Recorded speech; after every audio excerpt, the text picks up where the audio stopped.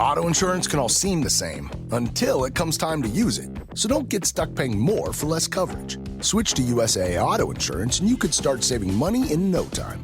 Get a quote today. Restrictions apply.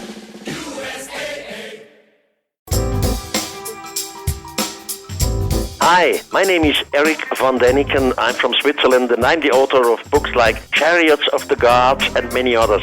I am proud to be in the Dr. Sky show. Always watch the sky. The big mysteries and miracles are out there and we always will be surprised. The Dr. Sky show is the best one in this belonging in this country.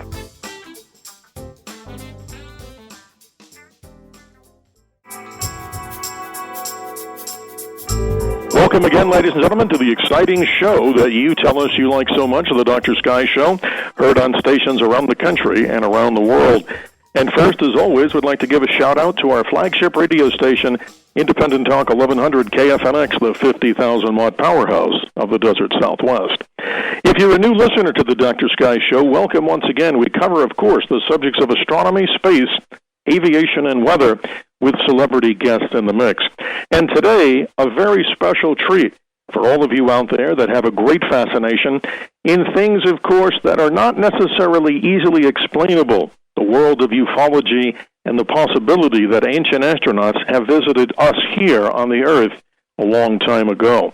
Our very special guest, no stranger to radio and no stranger to this topic, is Erich von Daniken, author of many books, including Chariots of the Gods. He's joining us today by visiting us here in the western United States. He's attending Contact in the Desert, a special event that's happening at the Joshua Tree Retreat Center that's occurring at the end of May in 2015. But before we get to our special guest, Erich von Daniken, a short and complete bio is in order. For over 45 years, Erich von Daniken has pursued the theory which postulates that Earth might have been visited by extraterrestrials in the remote past. Erich von Daniken, the world's most successful nonfiction writer of all time, has written 55 books and e-media on the topic and has sold well over 65 million copies worldwide. His books have been translated into 32 languages, and in the United States, Erich von Daniken won instant fame as a result of the television special In Search of Ancient Astronauts, based on his first book, Chariots of the Gods. In addition, Erich von Daniken has participated and contributed in numerous film and TV productions, has written countless articles and compilations, and produced a CD-ROM. Fluent in 4 languages, Erich von Daniken is an avid researcher and an energetic traveler, averaging over 100,000 miles a year to revisit, that is, remote places on the Earth. It's a privilege and honor to welcome to the Dr. Sky Show the man himself, Erich von Daniken, author of that classic book and many more, Chariots of the Gods. Good afternoon, Doctor. Welcome to the show. Well, good afternoon. I'm happy and proud to be the Dr. Sky Show for the first time, by the way. Well, I'm very proud to have you, as all of our listeners are. And again, if you could just tell us the whole event that's happening there at the Joshua Tree Retreat Center this particular weekend, Contact in the Desert. Like yourself, many great speakers on the topics of UFOs and other seemingly unexplained phenomena. Tell us about the event, Contact in the Desert. Well, I'm just one of the 45 speakers here. Just imagine, 45 speakers. I have 2 speeches and 1 workshop and 1 intensive, starting tomorrow until Monday. And of course, my topic are the visitors of ancient astronauts in the deep past of mankind. I'm not an ufologist, so I'm not talking about UFOs of today. My topic, my speciality, are the old holy books of mankind and the archaeological remains for these extraterrestrials in the past. This is a fascinating interview, and we're again privileged to have Erich von Daniken here on the Dr. Sky Show. Let's start our interview off today, sir, by talking about that most famous book of all that got you started. Talk about the premise a little bit about Chariots of the Gods, a fascinating book. I remember having this in college. It was fascinating. You know, I'm a Swiss, and I was educated in Switzerland in a boarding school, in a Catholic boarding school, led by Jesuits. And when I was a boy, so 16 years old, I was a deep believer in God. Of course, I'm a believer in God. But at that time, so 50 years ago, God for me had to have a few minimum qualities. For example, God makes no mistake, or God is out of time, or God does not need a vehicle in which to move around from point A to point B. God is all over, etc. Now in my boarding school, we had to translate texts, biblical texts, from Latin to Greece. And so I learned about this God in the Old Testament. And I realized that in the Old Testament, God descends to the holy mountain with fire, smoke, trembling, loud noise, etc. Or the prophet Ezekiel in the Bible describes a vehicle coming out of the clouds. He even describes the wheel. He describes the legs. He describes the wings. He describes the noise which the wheel makes, etc. So I simply had doubts in my own religious education, and I wanted to find out if other communities in antiquity have similar stories. And that was the birth of Chariot of the God. I started to read and to learn the beginning of old religions. Then the result was Chariots of the Gods in 1968. Yes, it's fascinating, Erich. One of the things now that you're talking about the book of Ezekiel, interesting subject here, as we go back into the Old Testament, I've always wondered as a young man, and even today as an older person, people saw these amazing signs in the sky. You described wheels and fiery chariots and all kinds of things, probably spacecraft or spaceships. Tell us in particular detail a little bit of the story. What was reported back in that ancient time in the Old Testament? Give us some examples of what people actually saw that even by today's science we would certainly think have to be otherworldly. You see, with Moses, for example, before the God of the Old Testament descends, he gives order to Moses to construct a gate around the holy mountain so that the people would not come close by, otherwise the people would be destroyed. So Moses constructs a gate around the mountain, and the Israelites are on quite a distance, and only now God descends on the holy mountain with smoke, fire, trembling, loud noise, etc. And in the Bible it says, and the holy mountain was burning like a furnace. So I said to myself, God does not need to first, for his protection or protection of the humans, to make a gate, to construct a gate. What are they talking about? And God does not need a vehicle with fire, smoke, etc. So this is just one of the examples. Or you read in the Bible, Moses, in the first book of Moses, chapter 6, you can read that the so-called fallen angels, it depends on the translation. Sometimes it said the sons of the gods. They saw that the daughters of humans were beauty, and they took them to wife. So I said to myself, what are they talking? What is a fallen angel? Impossible. Or sons of the god who had sex with humans. So these stories are all in the Old Testament. And then, of course, Ezekiel, as you just mentioned before. Mm-hmm. It's fascinating, Erich. And today, ladies and gentlemen, very special guest here on the Dr. Sky Show. It's rare to catch him here. He travels around the world, and he's made a long journey from Switzerland to be with many of those attendees at Contact in the Desert, a special event happening this last weekend of May 2015 at the Joshua Tree Retreat Center. Erich, let's talk a little bit more about some of these mysteries that are in the Bible. You allude to not only the book of Ezekiel, but also let's talk a little bit about the Ark of the Covenant. I've always been fascinated by this. We look at the Indiana Jones movies, we look at this, and we find this amazing object. What do you feel that the Ark of the Covenant could have been, and describe some of these otherworldly theories? Well, the Ark of the Covenant was definitely something technological. You see, Moses and his brother Aaron, they were ordered to go on the Holy Mountain, and there God described them and give them measurements to construct the Ark of the Covenant.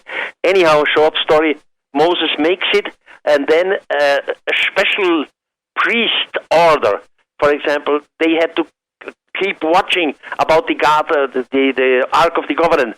Finally, Solomon constructed the temple in Jerusalem, and the Ark of the Covenant was the center of Jerusalem, of the temple. Later, King Solomon was in love with the queen of Sheba, and when they had a son, when the son, his name was Abimelech, was 18 years old, he went to Jerusalem and he stole the Ark of the Covenant out of the temple. The Ark of the Covenant came to Ethiopia, today's Ethiopia. In ancient time, it was the kingdom of Sheba. And all the soldiers and all the people who came close by to the Ark of the Covenant, they died. And it is quite described how they died. You have the impression as if it was some radiation. Now, still today, the rest of the Ark of the Covenant are in Ethiopia, in the city of Aksum, deep in the earth under the cathedral of the Holy Virgin Mary of Aksum. And the object is not human. The high priest, or the highest, so to say, the Pope of the Orthodox Church, he just said in an interview a few months ago, now the Ark of the Covenant, the inside is not human, is not from this world. So it was something dangerous and something technological. Well, you bring up some fascinating points here, and one more that I wanted to talk about, and many people speculate on it, is the destruction of Sodom. And if you think about this, as you know from biblical scripture and many others, it seems very strange to what happened in that particular city. Almost reminiscent, Erich, of a nuclear-type explosive force. And it's described, of course, in the Bible. What's your theory on what happened in Sodom, and is there any connection to the chariots of the gods? We have to start again that the real God, the omnipotent God, is timeless. He doesn't have to make an experiment and then he has to wait what the result will be. He knows it in advance. Now in the case of Sodom and Gomorrah, 2 angels came down and they say to Lot that the 2 cities would be destroyed. And Lot said, can you not avoid this? And they said, no, you have to leave the city now immediately. If you don't leave the city now immediately on the hour, then you will be destroyed too. So that means something like a countdown was working on it. Otherwise, why this hurry? God would not need, now you have to leave the city exactly now, because the countdown was going already. So Lot, his 2 children, his daughters and his wife left the city of Sodom and Gomorrah, and then fire fell from heaven and destroyed everything. Now this story has an absolutely similarity with the story of the old Indian book, the 5th book of the Mahabharata. There again, one of the so-called gods in the sky, in my eyes, it was the commander of a spaceship, destroyed 2 Indian cities. And also in that case, fire and smoke fell down from heaven, and not one human survived. That's amazing. Erich, as you know, in great support of your themes and chariots of the gods, you happen to have a big fan in this whole subject matter. It's the gentleman at NASA, former NASA design engineer, Joseph Blumrich, in his book, The Spaceships of Ezekiel, believes very much in exactly what you're saying, that ancient visitors from other worlds indeed played a good part in early human history. And I wondered if you just comment on that, because that is fascinating to kind of think about all the things that we do not know, the great mysteries of mankind and other life forms in the universe. Talk about that. Of course, yeah. You see, some 30 years ago, I had a secret speech at NASA in Huntsville. Only a few of the high engineers were there. And also on that speech, I was talking about Ezekiel in the Bible. And after my speech, we had dinner, and then a man, which at that time was unknown to me, his name was Dr. Joseph Blumrich, came to me and said, "Hello, Mr. von Daniken, that was very interesting, your speech, but I do not believe that in the Bible you will find some technical information. This is impossible. These were just visions or stories which they made up for God, but definitely no technique." But he wanted to know it clearly, and he read the Bible for the first time, and the book of Ezekiel. And after some weeks, he became curious, and he started to reconstruct exactly according to the Bible, phrase by phrase, what Ezekiel did. And the end was the reconstruction of, I would say, a sort of spaceship. It's not a spaceship with which you could move to the other stars, not for interstellar. It was just what we would call today something like a space shuttle. So it needed a mother spaceship in orbit, and from there it came down to the planet Earth. And this is described in Ezekiel. By the way, again, in ancient Indian, the same vehicles are described as vimanas, or in ancient Egypt, you have the flight winged sun who descends, again with smoke and fire. So there are many, many parallels in other religions around the world. Absolutely, and I'm fascinated by your story, as I'm sure all the listeners are here on the Dr. Sky Show. If you're just joining us one more time, ladies and gentlemen, we're privileged and honored to have researcher and author Erich von Daniken, the author of that famous book that continues to be reprinted, along with many of his other new books on the same theme, Chariots of the Gods. Erich von Daniken, along with many other great speakers, are going to be at the last week of May in the desert, Contact in the Desert, this particular event taking place at the Joshua Tree Retreat Center. This is a great time for people of all faiths, all beliefs, believers, non-believers, right, Erich? People all to get together to, again, learn more about the mysteries of the unknown. And while we have you, I just wanted to talk about this. Ancient alien civilizations visiting the Earth, as you purport in many of your books. So basically, what has happened, in your opinion? Have these civilizations then given up on the Earth and left us, or how do we then account for many of the other sightings of supposed alien intelligence? Is there any connection between the two, or there may be two different types of races coming? Well, it's a long story. You see, in antiquity, in the Bible, we have a prophet with the name of Enoch. Now, in the Bible, you read only two phrases about Enoch. You learn he was the seventh patriarch before the great flood, and that Enoch disappeared with the fiery chariots from the earth. That's all what is written in the Bible. But in Ethiopia, in an old library, in a convent, there was a book found, the Book of Enoch. It was translated first time 170 years in the past. And there Enoch explains everything in the first person, meaning in the I did, I saw, I was, etc. And he clearly says that two strangers came down from the sky, two beings which were not humans, which were not from this planet. They took him up to the sky, to the mother spaceship. He learned their language. They learned him science, astronomy, calendar, and all these kinds of things. So it's clearly described in the Book of Enoch. And not only in the Book of Enoch. For me, there is no doubt at all. This planet was visited by beings from outer space. These extraterrestrials, they beheld themselves like maybe ethnologists would do today. They studied a few tribes, they gave a little advice, they disappeared again with the promise to return in the far future. And they will return. Maybe they are even here. I don't know. That's the question of the ufologists. It's very interesting, Erich. I wish we had more time, but just a few more minutes with you today. I know you're a busy man. And again, I welcome you back to the Dr. Sky Show at any time in the future that we, of course, can do these interviews to talk about the secrets of the unknown. I wanted to end off by having you describe a couple of other civilizations, and one in particular that now you have a great amount of research and a great passion for, is the study of ancient Egypt.